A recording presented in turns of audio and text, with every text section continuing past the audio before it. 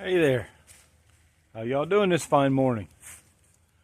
This is Data on Trail coming at you from backpacking shelter number 3 in Kettle Moraine South Unit up in Wisconsin on the M.Y.T.H trail. It's about 8 o'clock. Had a pretty good night's rest. Had a nice campfire that you've probably seen by now from yesterday's video. And I'm all packed up over there and ready to hit the trail. I have about 11.5 miles to go today. It's 8. How about that? Just a half a mile in on my day out of camps shelter number 3. I'm at mile 877.5 and I come across a bench. I'm going to sit for just a minute. This bench has kind of a nice view out across, I'm on kind of the ridge of the moraine, and this is a view of this kettle. This is a really nice example of a kettle that's been filled in by a pond, which is now frozen over. So yeah, you could see that you could just wander right over to the shore over there and draw water from a couple of places. Heck, so I'm another mile or so into the trail today, and I come upon another little bench out in the woods. It's a nice view. This is to the southeast, I think, or southwest rather. In honor of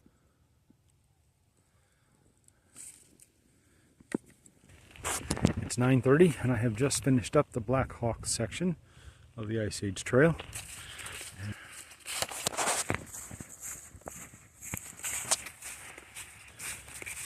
I've reached mile 880 on the M.Y.T.H trail, and this is a spot called Big Bluff, where you have a nice big bluff overlooking the kettle, up on the Kettle Moraine, but you also have what I think is a glacial outwash plain between here and the moraine on the other side, which I think off in the distance is Johnson's Moraine. A mile and a half west of the Stone Elephant, which is where I'll head next. Well, at about the 4.5 mile mark on the day, I'm at the Stone Elephant, an Ice Age trail feature made from an erratic, which is a great big rock. Well, it can be small or large, but a stone that was picked up by the glacier at one point and traveled here. Might have even traveled south of here and then back up north, but at some point as the stone traveled, it became too heavy for the ice floe to keep moving, and so it dropped it. But some way I see the elephant as well, and maybe I just have an overly creative mind. There are a couple of other big erratics in the area also.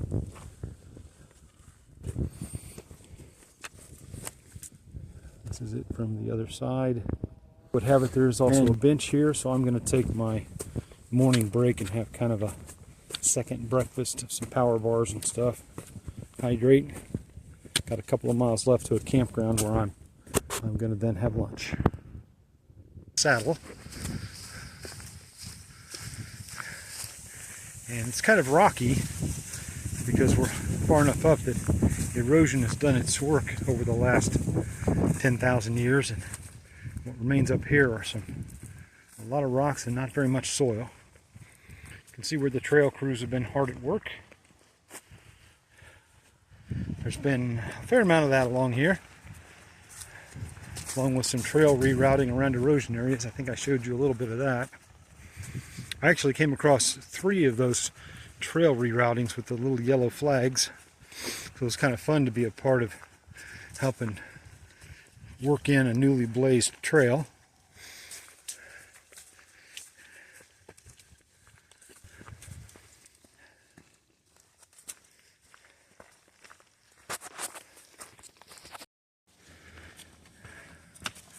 Here's a nice example of a ridge trail.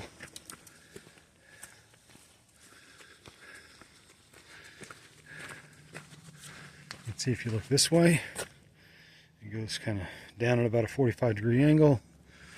And then here's the trail up the ridge. And then it goes down even steeper on this side.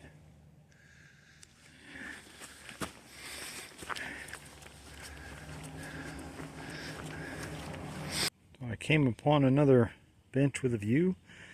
This one's called the Rest a While bench in honor of Gordon Dobbs.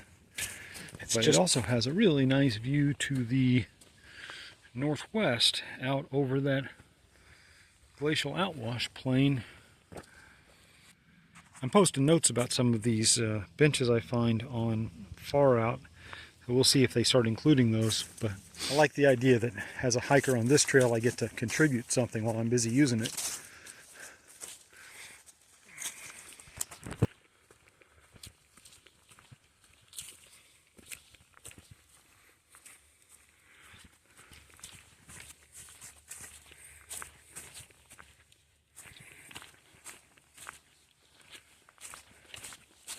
To the horse riders camp. It's a very nice place for the horsemen, and looks like there is a water source here. Let's just hope this one is on. No, this one looks like it's capped.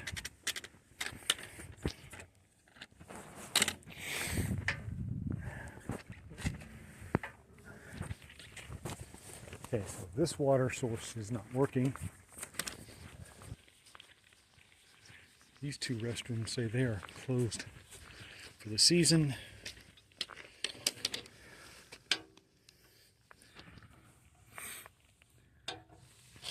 This water source seems to be closed for the season also.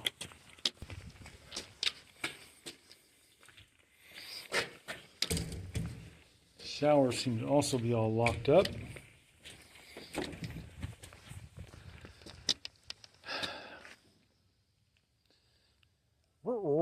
Uh-oh, boys and girls. I think we're going to be scooping snow at this point for water. Well, my plan all along was to stop at this very nice horse riders camp and refill my water supplies and take a long lunch break, pack off shoes off. And I am going to do that. That part of the plan worked out. It's a very nice place, except all of the water is still locked up for the season. Fortunately for me, there's still plenty of snow on the ground. So I packed my CNOC bag full of snow, and I'm going to let it melt in the sun a little bit. I'm going to break my pack down and pull out my stove, and I'm going to have to melt some snow to make my water for the last 5 miles of the day. Well, it took about 15 minutes. Or 20, and took turning my pack into looking like I had a hiker garage sale going on. But I got the stove out and heated up the water and melted the snow, and I ended up with a liter plus a little bit of water, so I'm good to go now.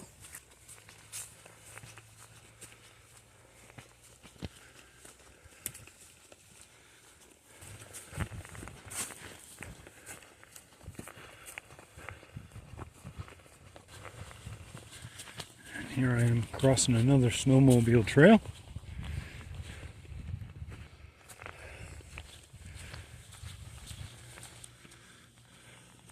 No horses and no bicycles, just foot traffic. Now on this map you can see it says that I am right here, and I'm headed actually right about there. So right about there. Thanks.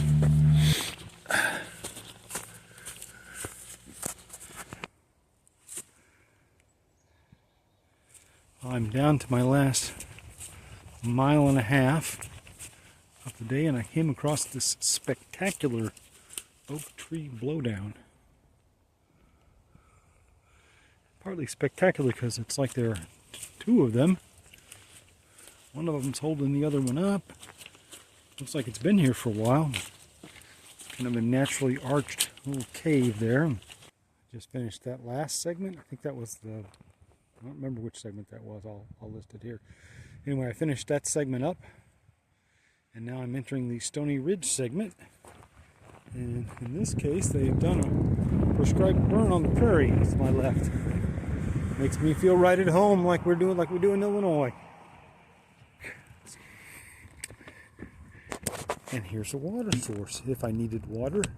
I'm kind of close to the end of my day, so I don't, but looks like a pretty healthy stream. I don't see any agricultural stuff in the area.